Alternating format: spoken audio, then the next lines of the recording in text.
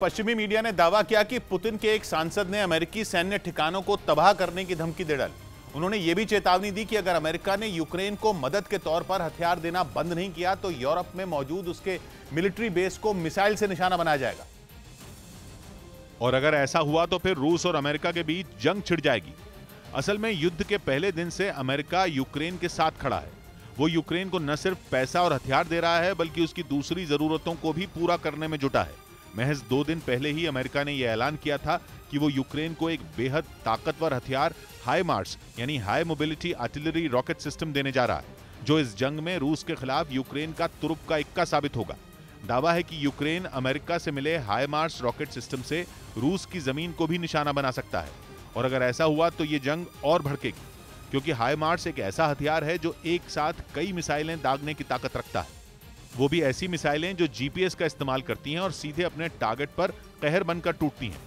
यही वजह है कि रूस अमेरिका पर जंग को और भड़काने का आरोप लगा रहा है। हालांकि अमेरिकी राष्ट्रपति जो बाइडेन ये साफ कर चुके हैं कि वो यूक्रेन को ऐसा कोई रॉकेट सिस्टम नहीं देंगे जिससे वो रूस की सीमा के अंदर वार कर सके। लेकिन दावा है कि इस घातक हथियार को यूक्रेन काफी वक्त से डॉनबास की लड़ाई में इस्तेमाल करने के लिए अमेरिका से मांग रहा था, क्योंकि पिछले कई दिन से रूस डॉनबास पर कब्जा जमाने के लिए यूक्रेन की सेना पर ताबड़तोड़ हमले कर रहा है। और हाइमार्स यूक्रेन के लिए वरदान साबित हो सकता है।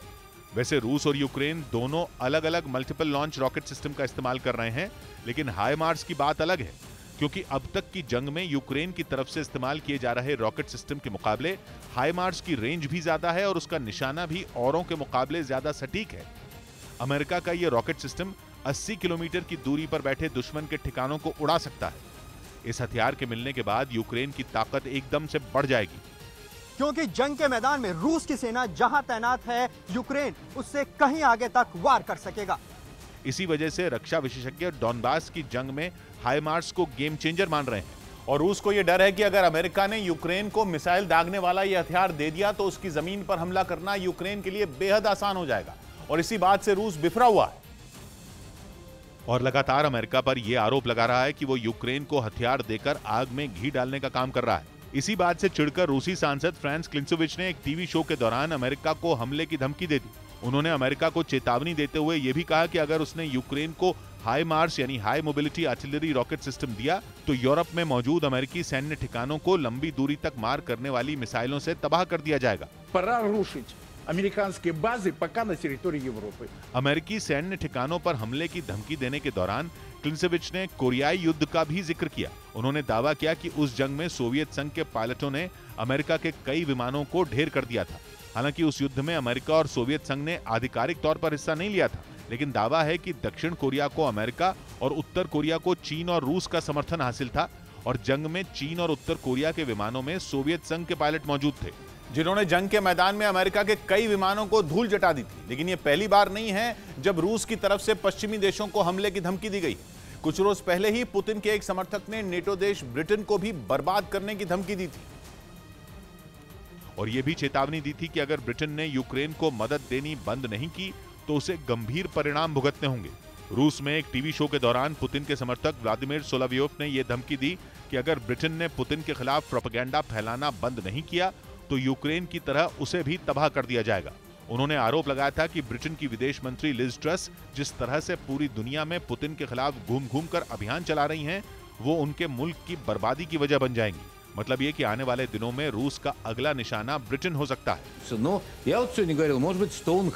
इससे पहले व्लादिमीर सोलोवियोव ब्रिटेन को पाषाण युग में पहुंचाने की धमकी दे चुके हैं। उन्होंने ये भी धमकी दी थी कि रूस ब्रिटेन को दुनिया के नक्शे से मिटाने के लिए उस पर बेहद ताकतवर जिरकॉन मिसाइल चला सकता है। दावा है कि इस मिसाइल के जरिए रूस अमेरिका और ब्रिटेन के शहरों को एक झटके में बर्बाद कर सकता है।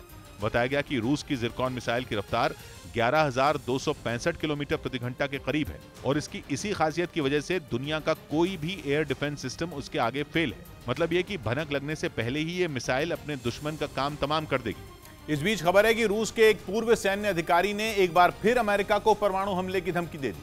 पिछले 100 दिन से रूस और यूक्रेन के बीच जंग जारी है और अमेरिका समेत नेटो के तमाम देश ज़ेलेंस्की को मदद के तौर पर घातक हथियारों की सप्लाई कर रहे हैं, जिससे रूस तिलमिलाया हुआ है। रूस को यह बात अच्छी तरह पता है कि पश्चिमी देशों से मिले हथियारों के दम पर ही यूक्रेन अब तक उसके सामने खड़ा है और अगर उसे नेटो देशों का साथ नहीं मिलता तो अब तक रूसी सेना यूक्रेन पर कब्जा जमा चुकी होती। इसी वजह से रूस यूक्रेन की जंग में दखल देने वाले देशों पर एटम बम गिराने की धमकी दे रहा है। रूस के एक पूर्व सैन्य अधिकारी लेफ्टिनेंट जनरल येवगेनी बुजिंस्की ने अमेरिका को यह धमकी दी कि अगर बाइडेन ने यूक्रेन को हथियारों की मदद नहीं रोकी तो रूस अपनी परमाणु मिसाइलों का इस्तेमाल करने के लिए मजबूर हो जाएगा। उन्होंने यह भी कहा कि जब पुतिन फैसला लेने वाले किसी सेंटर की बात करते हैं तो उनका मतलब परमाणु हथियारों से होता है, न कि रॉकेट लॉन्चर से। और अगर ऐसे हथियार सामने आएंगे तो फिर ये कोई सामान्य सैन्य अभ्यास नहीं होगा बल्कि एक परमाणु युद्ध होगा। असल में अमेरिका ने यूक्रेन को हाई मार्च यानी high mobility artillery rocket system देने का फैसला लिया है जिसकी ताकत का कोई सानी नहीं। इसी बात से परेशान रूस अमेरिका को आर पार की जंग की धमकी दे रहा है।